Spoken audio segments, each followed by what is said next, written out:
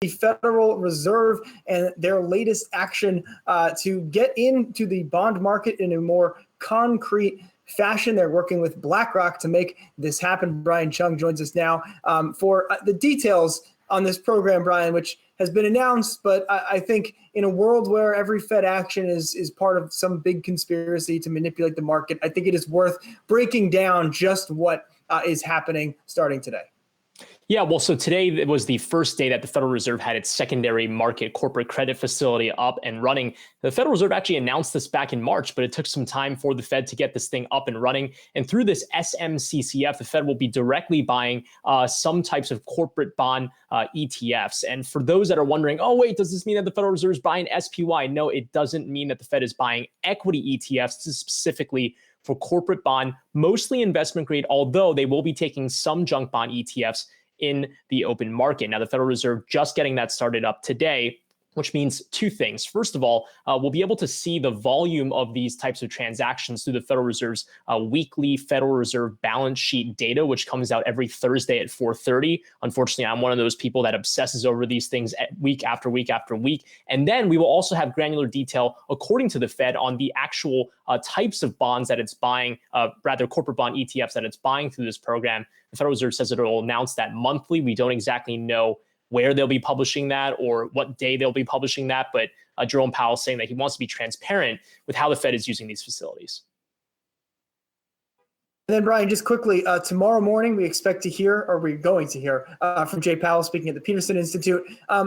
Any sense of if he's going to change his message? Is there anything that he needs to say, I guess, to the market at this point that hasn't kind of already been said, both by his words, but I think today's program shows the Fed's actions are also something you can just look at and get a sense of what they think needs done to keep the plumbing in the system going.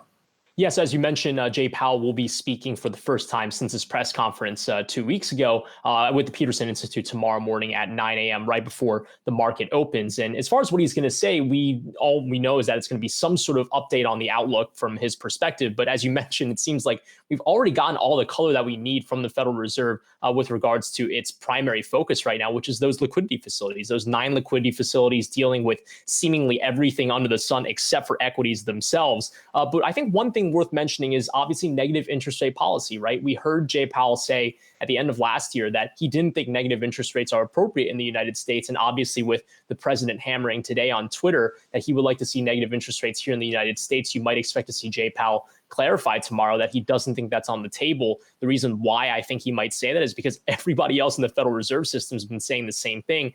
We had Jim Bullard from the St. Louis Fed here on Yahoo Finance, arguably one of those people who, if anyone in the Fed wanted to take rates lower than where they are right now at the zero bound, it would be Jim Bullard. He was telling us that he doesn't think that it's really a practical to be implementing that here in the U.S. because of how short-term funding markets operate. And then, okay, maybe Neel Kashkari might support it then, right? Well, he reportedly said earlier this morning that he thinks the Fed is, quote, pretty unanimous in opposing them, which I think, by the way, is just a funny thing for a Fed official to say because most of the time these speeches start off with, I don't speak on behalf of the whole Federal Reserve System, but you have Neel Kashkari saying it's pretty unanimous among all those Fed officials that they don't see the case for negative interest rates. So that might be the nail in the coffin, but I think Jay Powell might have the opportunity to explicitly say that in tomorrow's appearance. Yeah, for no other reason than, I don't know, I think it's very offended by negative interest rates. Asset purchases work better. Sorry, it's a better way for the Fed to go about achieving its goals. Certainly, it's done a lot more to protect the economy in this downturn than its actual policy rate. Doesn't really matter in the context of, 15 facilities, 17 facilities they've unloaded, something like that. So again, conversation that's been going on for several years will continue to go on so long as there's negative rates anywhere in the world. All right, Cheung, thanks for joining us. Talk to you tomorrow.